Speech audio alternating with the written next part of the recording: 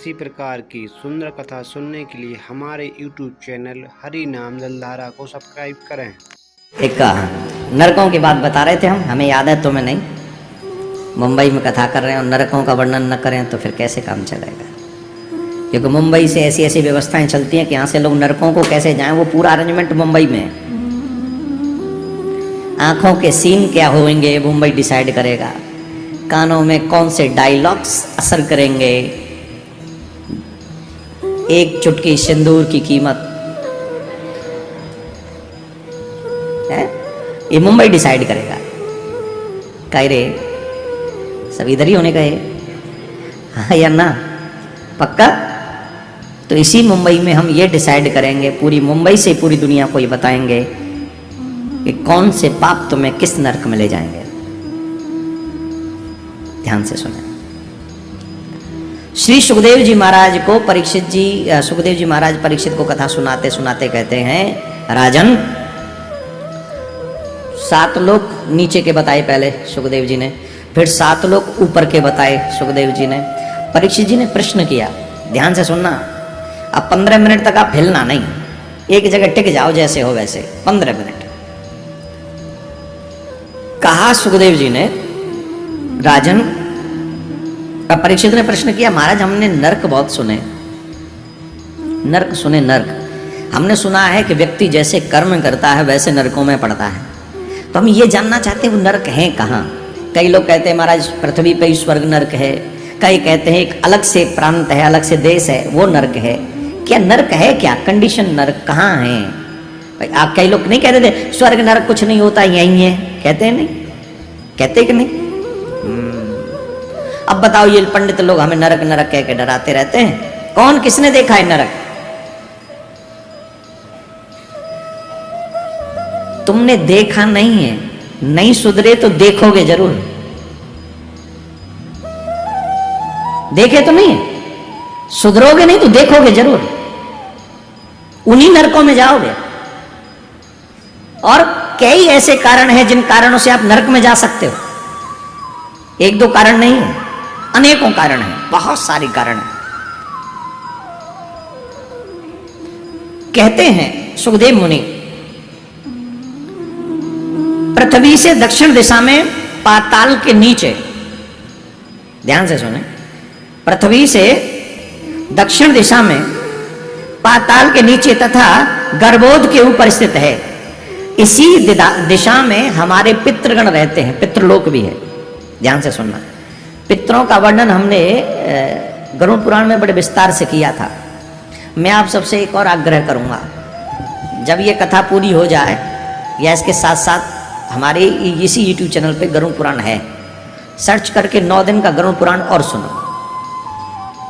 यहाँ इतने विस्तार से हम ये सब वर्णन नहीं कर सकते, उसमें आपको बहुत गजब की चीजें मिलेंगी, बहुत गजब की चीजें मिलेंगी उसमें आपको।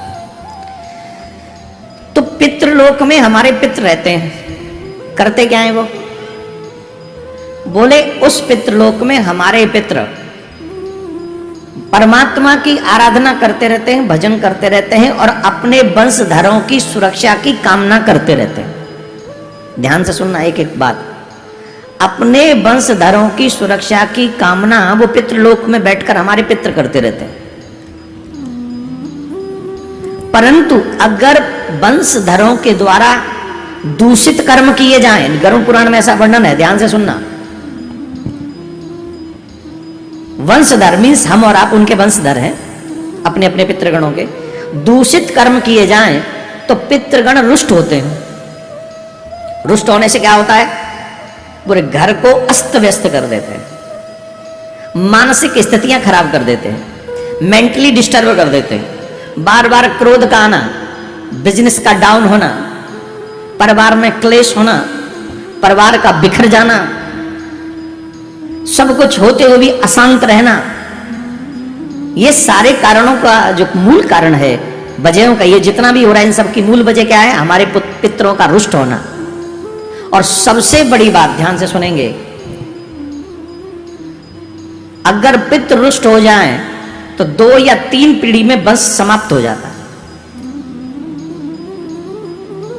2 या 3 में, या तो स्वयं का ही कोई वंश आगे नहीं बढ़ेगा जिससे रुष्ट हुए, या एक जैसे हो ही गया उसके बाद कर्म खराब हुए तो फिर वहां से आगे वंश नहीं बढ़ेगा, बिजनेस नहीं बढ़ेगा, व्यापार नहीं बढ़ेगा, वंश नहीं बढ़ेगा। क्यों? हमारे पितृगण रूठ गए। शास्त्रों में वर्णन है माय डियर, देवी देवताओं से पहले पितरों का ध्यान रखना चाहिए। क्यों?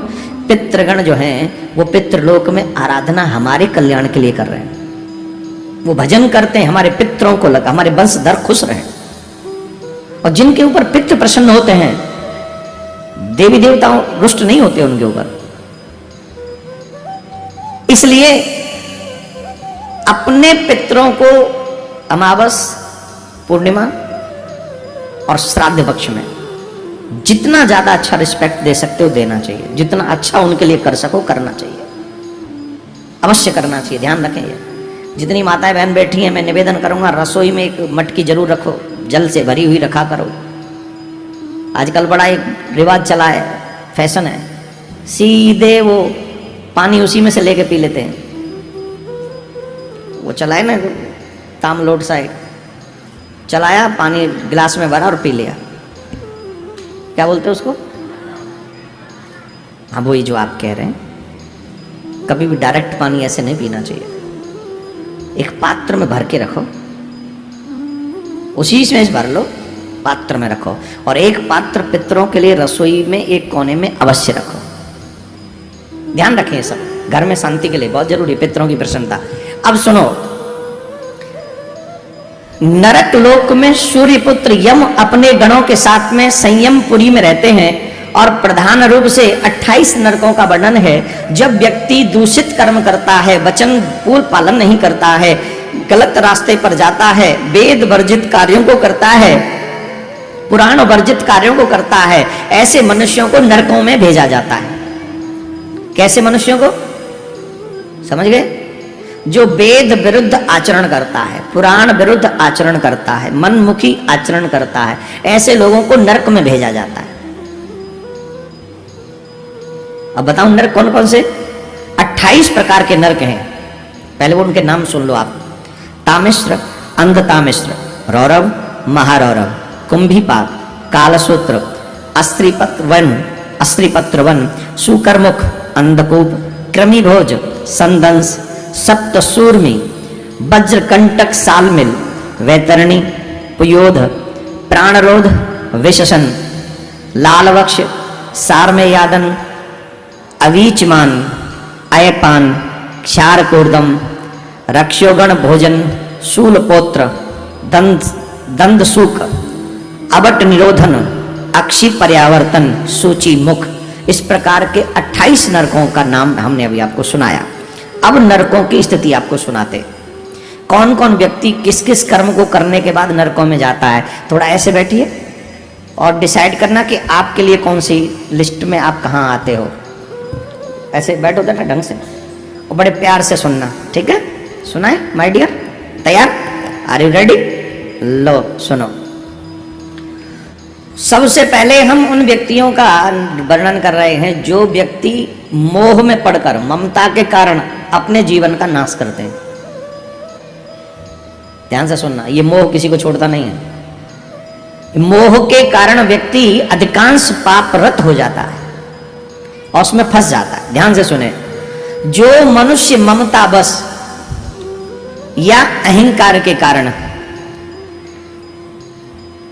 प्राणियों से द्रोह करता है, जैसे आपने अपने बेटे से आपको प्रेम है लेकिन दूसरे के बेटे से आप बेवजह क्रोध कर रहे हो, उस पर रुष्ट हो रहे हो, बेवजह तुम अपने से प्यार कर रहे हो, अपने से मोह कर रहे हो, दूसरे को क्रोध कर रहे हो, ये भी नरक जाने का मार्ग है। जो मनुष्य मोहवश अथवा अहंकार के कारण, कई बार अहंकार बहुत बड़ा रीजन बन जाता है। यू डोंट नो मी, जानते हो मैं कौन हूं? ऐसे क्या रे, इधर अपन का चलते, तेरा कुछ नहीं होने का इधर, ठीक है ना? का निकल निकल अहंकार है कि नहीं? तू मुझे जानता नहीं मैं कौन हूं। ये अहंकार के कारण भी हम दूसरों का अपमान करते हैं। एक मोह के कारण हम, भाई मेरे बच्चे का साथ दूंगा तो दूसरे का मैं बुरा करूंगा। तो दो रीजन है, अहंकार और मोह, इनके बस जो व्यक्ति दूसरों से द्रोह करता है, द्वेष करता है, अथवा कुटुंब का पालन पोषण करने में ही मस्त रहता है, सिर्फ परिवार का ही पालन पोषण करना और कुछ नहीं करना, सिर्फ परिवार के ही पोषण में रहता है, वह व्यक्ति रौरव नाम के नरक में जाता है। उसे रौरव नरक में डाल दिया जाता है और वहां पर एक भूरिंग नाम के बहुत पैनी चोंच वाले पक्षी होते हैं और उसके द्वारा उसके मांस को नुचवाया जाता है उनसे। महान बाप पहुंचे हैं, क्या करें, उन पैनी चोंच वालों के उन पक्षियों को उनके ऊपर छोड़ दिया जाता है। वो पैनी चोंच वाले पक्षी क्या करते हैं, उसका मांस नोचते हैं। और इसका एक्सपीरियंस गेन करने के लिए आप एक काम कर सकते हैं कि आप घर जाकर चिमटी लें, चिमटी समझ के, पैनी सी चिमटी, अपना मांस खींच के देखें, 2-3 बार करें ट्राई। तो अच्छा, यहां तो आप फिर भी अपना समझ के खींचेंगे, वहां उनका अपना नहीं है, वहां तो भोजन है। यहाँ गिद्ध वगैरह को देखो, किसी में से जब मांस लेते हैं तो कितनी तेज प्रहार करते हैं, तो उनकी चोंच भी लंबी है और बहुत पैनी है, एक बार से आर पार हो जाती है, एक बार के बार से आर पार, इतनी तेज प्रहार करती हैं वो चोंचें। तो ऐसे अहंकारी को रौरव नरक में ऐसा कष्ट दिया जाता है। कुंभीपाक नामक जो नरक है, जो अपने पेट के लिए, हाँ ये सुनो, बड़े बड़े घरों की रसोइयों में ये चलता है आजकल चकाचक, अपने पेट को भरने के लिए जीवित पक्षियों को भी जो भून देते हैं, मिलेंगे ना आपको ऐसे तमाम लोग हैं कि अपना पेट भरने के लिए पशु पक्षियों को मार देते हैं। उन्हें कुंभीपाक नामक नरक में ले जाया जाता है। जो अपने पेट को जीवित पशु पक्षियों की हत्या करते हैं, पकाते हैं, उसे हृदयहीन तथा राक्षस को, उस पुरुष को यमदूत खौलती हुई कढ़ाई में डाल देते हैं। वहां पर एक बहुत लंबी चौड़ी माताएं बहन पकौड़ी बनाती हैं। कब बनाई थी लास्ट टाइम? कब? बोलो ना, बनाई कि नहीं बनाई? ए जजमानी कब बनाई बताओ? रीटा जी नाम है ना आपका? हाँ बताओ, ए जी बताओ ना, लास्ट टाइम पकौड़ी कब खिलाई गुप्ता जी को? हैं? 10 दिन पहले। गुरु जी को तो नहीं खिलाई, क्या ही करे हैं? चलो लेकिन अच्छा है, 10 दिन पहले कैसे होते हैं? कढ़ाई पे पकौड़ी कैसे सेकते हैं? पहले चूल्हा, उसमें आग, फिर कढ़ाई और फिर उसमें घी, और फिर लगा दो उसको, थोड़ी तेज करो उसको, और फिर वो घी जो है खौलता है। अच्छा, थोड़ी देर अगर उसमें न डालो और उसे खौलाते रहो तो क्या होने लग जाता है? बबूला से उठने लगते हैं उसमें खौल के, राइट? ऐसे ही बबूला उस लंबी चौड़ी कढ़ाई में उठते रहते हैं, ऐसे ही। और उसमें उस पापी व्यक्ति को डाल दिया जाता है, उस कढ़ाई में पूरा का पूरा डाल दिया जाता है, समंदा। किसको? जो अपने पेट के लिए किसी भी पशु पक्षी को मार के खाते हैं। आप कल्पना करो कितना दर्द होता होगा, आप सोच नहीं सकते इतना दर्द होता है। और इसका अनुभव गेन करने के लिए पकौड़ी बनाते समय एक बूंद जिनके हाथ पे पड़ी है, एक बूंद जिनके हाथ पे पड़ी है, उन्हें मालूम होगा कि दर्द क्या होता है। मालूम है कि नहीं? और न मालूम हो तो एक बार ट्राई कर लेना आज जाके। यहां एक बूंद आपका छाला डाल सकती है और वहां पूरी कढ़ाई हमारी प्रतीक्षा कर रही है। किनकी? मांसाहारी लोगों के, जो मांस खाते हैं। ये स्पष्ट प्रमाण है भागवत का। जो लोग मांस खाते हैं अथवा मांस पकाते हैं, उन्हें इस कढ़ाई में जाना ही पड़ेगा। अब आप कहें गलत आ गए, हम तो नरक सुन रहे थे, हमें तो ऐसे गलती हो गई, पहले दिन आके नरकों के चक्कर में डाल दिया हमने। बताओ कैसे करें? भोजन बदलते क्या इनके चक्कर में? मत बदलो, यमराज तुम्हें बदलेगा। तुम सुनो तो भी यही रूल है, तुम न सुनो तो भी यही रूल है। भगवान के रूल्स तो बदलने वाले नहीं है। Rules made by the God can never be wrong. जो रूल मेरे ठाकुर जी ने बनाए हैं वो कभी गलत नहीं है। तीसरा, जो पुरुष, अब ध्यान से सुनो, आजकल ये समाज में बहुत आम हो गया है क्या, अपने माँ बाप का अपमान करना, ब्राह्मणों की इंसल्ट करना। मैं नहीं कह रहा हूं, मैं नरक का भी नाम लिखा हुआ है मेरे आगे लाल अक्षरों में, कालसूत्र। कालसूत्र नामक नरक में कौन व्यक्ति जाता है? जो पुरुष माता पिता एवं ब्राह्मणों से द्रोह करता है, उन्हें अपना शत्रु मानता है, तथा वेद की निंदा करता है। मैं नहीं मानते, कई लोग होते हैं मैंने धर्म नहीं मानता, तो वेद की निंदा तो हुई वो। जो व्यक्ति वेद की निंदा करता है उसे इस नरक में गिराया जाता है। वेद की निंदा, माँ बाप की निंदा, गुरु की निंदा कभी नहीं करनी चाहिए, धर्म की निंदा कभी नहीं करनी चाहिए। जो मनुष्य धर्म की निंदा करता है, करता ही नहीं, जो सुनता है,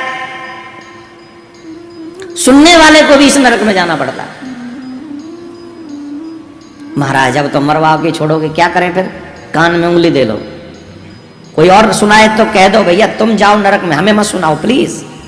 हम न धर्म की निंदा सुनेंगे, न साधु की निंदा सुनेंगे, न भक्त की निंदा सुनेंगे, न वेद की, न पुराण की, न अपने गुरु की, न अपने माँ बाप की। हम निंदा नहीं सुनेंगे। करना तो बहुत दूर की बात है, सुनने से भी पाप लगता है, सुनने वाला भी नरक। भैया ये क्या है, सुनिए, ये बिल्कुल भी आनंद नहीं आएगा ऐसे।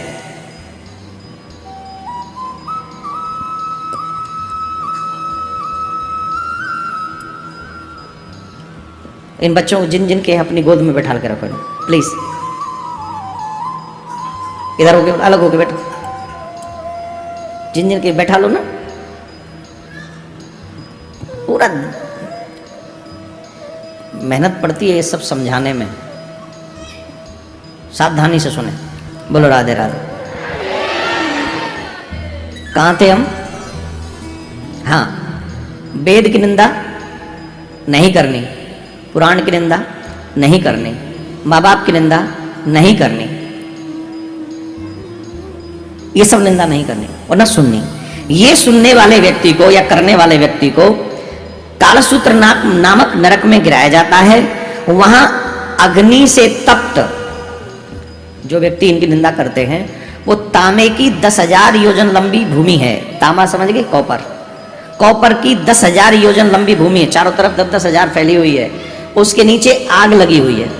तांबे की भूमि के नीचे आग लगी हुई है और उस तपती हुई तांबे की 10,000 योजन की भूमि पर व्यक्ति को नंगा दौड़ाया जाता है, उस पर छोड़ दिया जाता है। अब सोचो, एक तो तांबा, ऊपर से 14 सूर्यों की तपस के समान उस पर प्रकाश पड़ता है, ऊपर से, नीचे से अग्नि, एकदम जैसे 14 सूर्य भयंकर। जेठ की दोपहरी में आप एक बार निकल के देखो, जेठ की दोपहरी में, दोपहर के 12-1 बजे कितना बुरा हाल होता है। ऐसे एक सूर्य नहीं, 14 सूर्यों की तपस से वो भूमि गर्म होती है और नीचे से अग्नि जली हुई होती है। 10,000 योजन इधर, 10,000 इधर, पूरे चारों तरफ से लंबाई चौड़ाई 10,000 योजन लंबी होती है। उस पर व्यक्ति को नंगे पांव दौड़ाया जाता है, नंगा बदन दौड़ाया, क्योंकि वहां वस्त्र तो होते नहीं, चप्पल जूते वहां तो तुम्हारे लिए कोई फैक्ट्री है नहीं, नंगा दौड़ाया जाता उसको। जब पैर में आग लगती है, पैर जल जाते हैं, छाले पड़ जाते हैं, नीचे के तलवे उखड़ के फेंक जाते हैं, तब वो गिर पड़ता है। और जब वो गिरता है, जिस तरफ से गिरता है वहां से उसकी पूरी बॉडी जलकर टूट जाए, एकदम भिन्न हो जाती है, अलग हो जाती है। फिर दूसरी तरफ गिरता है, फिर वो जल जाता, पूरा मुंह इत्यादि भयंकर। अब आप कहेंगे महाराज इतना दर्द होता है, फिर ये व्यक्ति मरता क्यों नहीं? प्रश्न है ना। इतने दुख हैं तो व्यक्ति को मर जाना चाहिए, मरता नहीं है। रीजन, रीजन क्या है? एक रीजन है क्योंकि जिसको मरना था वो शरीर तो मर चुका। वो जो शरीर है वो सिर्फ यातना शरीर है, उसका नाम ही है यातना शरीर। यातना शरीर का मतलब है यातना भोगने के लिए ही वो शरीर बनाया गया है। प्राण अब उसमें से नहीं निकलने वाले, सिर्फ वेदना, सिर्फ कष्ट जो है वो उसको सहना, और वो आप ही होंगे, वो हम ही होंगे। शरीर हम नहीं है, हम वही हैं जिसे वहां वो खींच के ले जाएंगे। तो उसे उस भूमि पर उस पापी को दौड़ाया जाता है। भूखा प्यासा वो जब तड़पता है, बिलखता है, छटपटाता है, इधर उधर गिरता है, पड़ता रहता है, शरीर में जितने रोम हैं उतने वर्षों तक। बाप रे बाप, कितने दिन तक महाराज? जैसे ये यातना कितने घंटे होगी? घंटे नहीं, दिन नहीं, साल नहीं। तो शरीर में जितने रोम हैं, गिनो रोम कितने तुम्हारे शरीर में, गिन सकते हो? पॉसिबल है? जितने रोम हैं शरीर में उतने ही वर्षों तक उस व्यक्ति की ये दुर्गति होती है और उसे उस दुर्गति को भोगना पड़ता है। If you don't my believes then you read the Shrimad Bhagavatam. Bhagavatam Shrimad Bhagavat का लेखक मैं नहीं हूं, वो वेद व्यासी हैं और वेद व्यासी हम सबके पापा हैं। उनसे बड़ा ज्ञानी हम में से तो कोई वर्तमान में तो है नहीं। और वेद व्यास जी 24 अवतारों में से एक हैं। स्वयं भगवान ही व्यास बनकर आए हैं और उन्होंने मनुष्यों को अनुचित कार्य करने के लिए, वर्जित करने के लिए ये सब नरकों का वर्णन लिख के बताया कि तुम अगर नहीं सुधरे तो तुम्हें नरकों में, ये मेरी ही ड्यूटी है, ये मेरी ही व्यवस्था है, मानो भगवान बता रहे हैं। भगवान बता रहे, हम नहीं। अस्त्री पत्र वन नामक नरक है। जो व्यक्ति धर्म पथ का त्याग करके पाखंड का आश्रय लेता है उसे इस नरक में डाला जाता है। अब ये पाखंड क्या होता है? पाखंड क्या होता है? गुरुजी आए हमारे सामने, झट भक्त बन गए हम। गुरुजी आगे सामने झट भक्त बन गए। हमसे बड़ा कोई भक्त नहीं। कोई संत आए, कोई बहुत बड़ा महात्मा आ जाए, बाट भक्त बन गए, तिलक विलक लगा के एकदम चकाचक, कंठी बंटी माला झोली लेके ये लगा। गुरुजी दंडवत। गुरुजी ने देखा, बड़ा खुश हुए, बड़ा अच्छा आदमी है, तो बड़ा भक्त है। प्रणाम किया और आशीर्वाद दिया। गुरुजी के जाते ही वो तिलक हटाया, कंठी बंटी ढक ली थोड़ी यूं, माला झोली पर्स में रख ली यूं, और फिर वही संसार के माहौल में जैसे थे वैसे ही हो गए। गुरुजी को दिखाने के लिए भक्त बने या अच्छे लोगों को दिखाने के लिए भक्त बने, लेकिन न तो भक्तों वाली लाइफ जी रहे हैं, न भक्तों वाली भाषा अपना रहे हैं, न भक्तों वाला कर्म जीवन में कर रहे हैं। उनको कहते हैं पाखंडी। क्या कहते हैं? गुरुजी को देखा, तिलक लगा दिया, फिर कभी तिलक नहीं लगाया। गुरुजी के सामने बैठ के तो वो भक्ति वाला आचरण कर रहे हैं, बाद में वही कहते गुरुजी की, अरे गुरुजी बहुत लंबी लंबी सुना देते, बहुत मुश्किल होता है, नींद आती है, काय को इतना लंबा बोलते गुरुजी। गुरुजी के मुंह पे, गुरु पीछे नहीं, थोड़ा मुंह पे तो नहीं कह पाते बेचारे, थोड़ा पीछे जाके बहुत बोलते गुरुजी, बहुत पता नहीं क्या। फिर इनको बोलने का ही तो मिलता है, इसलिए बोलते हैं। अपन लोग अपने हिसाब से डिसाइड करेंगे भाई कि क्या करने का है, क्या नहीं करने का है। अपन गुरुजी के हिसाब से थोड़ी ना चलने का है, कई बात करे। गुरुजी के हिसाब से चलेगा तो अपना इधर कुछ बनने का नहीं है। अपन यहाँ बनने के लिए आए क्या? इस हिसाब से तो अपन इधर कुछ बनने का नहीं है। इधर कुछ नहीं बनने का, पर उधर बहुत कुछ बनने का। अस्त्री पत्र वन है उधर, उधर चकाचक कटिंग होने का। किधर? अस्त्री पत्र वन में कटिंग होने का। कैसे होने का है? पाखंडियों को क्या सजा होता है, सुनो जरा ध्यान से। उसे यमदूत कोड़ा मार मार कर दौड़ाते हैं, जिससे प्राणियों के अंग तीक्ष्ण धार वाले, वहां पर एक जंगल है, उसका नाम है अस्त्री पत्र वन। समझ गए? वो वन है, उसमें पेड़ है। पेड़ है तो पेड़ की डालियां भी होंगी, डालियां हैं तो पत्ते भी होंगे, राइट? समझ गए? अब वो पत्ते दुधारी तलवार जैसे पहने, वो जो पत्ते हैं वो दुधारी तलवार जैसे पहने। और यमराज के दूतों के जब कोड़े पड़ते तो व्यक्ति चीखता चिल्लाता भागता है। तो भागता, उसे दिखता ऐसा है कि जैसे पत्ते बड़े कोमल है तो मैंने छिप जाऊं। वो भागता है तो तलवार का काम वो पत्ते करते और उसके अंगों को काट दे। जहां टच हो जाए वहीं से अंग कट जाता है। इतना भयानक, जहां टच हो गया अंग कट के गिर गया। बोले मारे फिर तो मरता ही होगा। माय डियर, वो शरीर मरता ही तो नहीं है। सर कट के गिर जाएगा फिर लग जाएगा, हाथ कट के गिर जाएगा फिर लग जाएगा। देख, वेदना कटने वाली होगी सारी, दर्द वही होंगे सारे, प्राण नहीं निकलेंगे।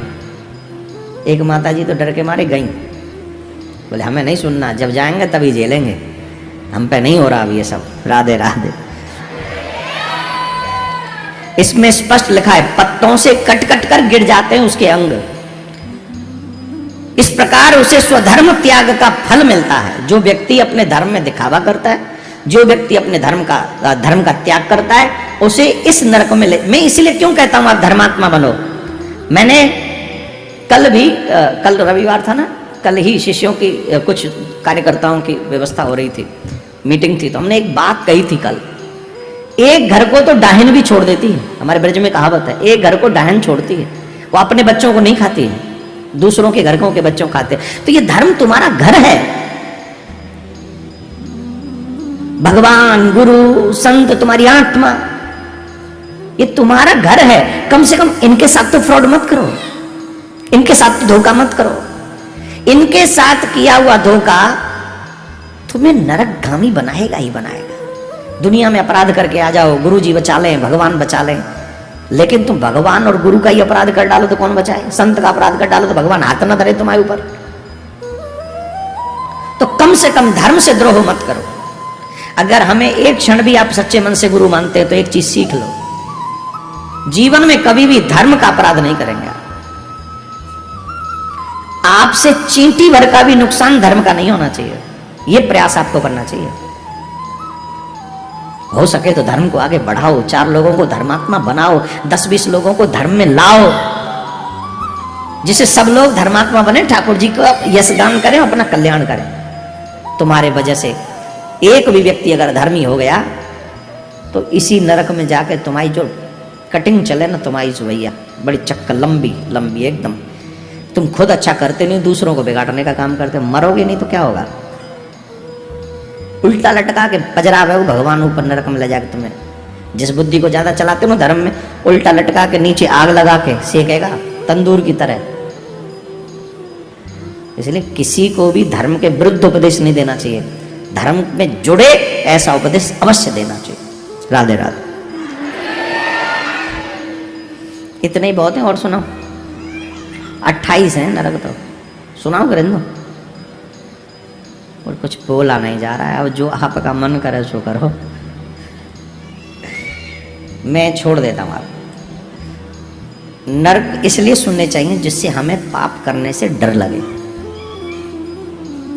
ये डराने के लिए नहीं है, सच यही है कि अगर आप जो करोगे ये आपको झेलना पड़ेगा। लेकिन नरकों से बचने का एकमात्र उपाय है गुरु के द्वारा दिए हुए मंत्र में सच्ची निष्ठा।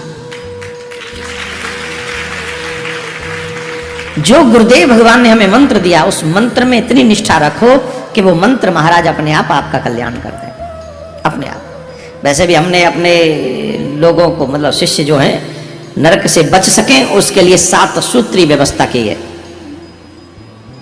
जो हमारे शिष्य हैं जिन्होंने कल भी दीक्षा ली थी, कल परसों, कल जिन्होंने दीक्षा ली है वो भी 30 तारीख को सुबह आकर 7 सूत्र ले लें, और जो पहले से ले रखे हैं वो भी 7 सूत्र ले लें। उन 7 सूत्रों को फॉलो करिए। आई प्रॉमिस यू, यमराज के दूत तुम्हारी तरफ देखेंगे भी नहीं। इसी प्रकार की सुंदर कथा सुनने के लिए हमारे YouTube चैनल हरि नाम जलधारा को सब्सक्राइब करें।